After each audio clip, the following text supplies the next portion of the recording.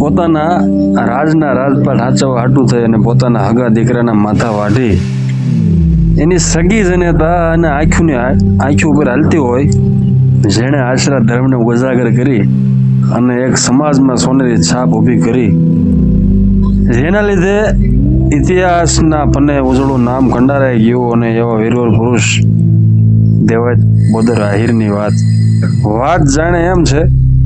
એ વખતે જુનાગઢના કુળદીપકને સાચવવાની જવાબદારી મળેલ વડારણ રાવંશના કુળદીપકને લઈ અને આહિર શ્રી દેવાયત બોદરના ઘરે આવે છે.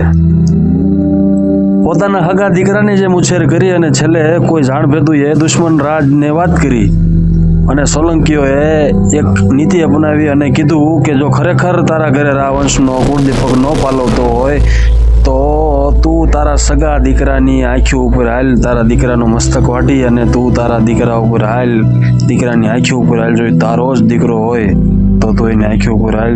તો અમને શંકા છે કે તે રહ્યા વંશના કુળદીપકને તે સાચો છે. એક દિવસ બન્યું એવું, સમય આવીને ઉભો રહી ગયો.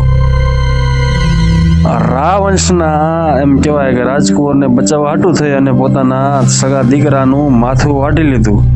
અને સાહેબ, જેની આ ઉજળા ઇતિહાસમાં ધરતી લઈને બેઠી છે, એટલે કેવું પડે દુનિયાની મલપા કે દુનિયાએ જાકારો દી અને રાખે નહીં ઘરમાં રાણ, તેથી માથા હાટે મૂલવે એ આહિર તમારા.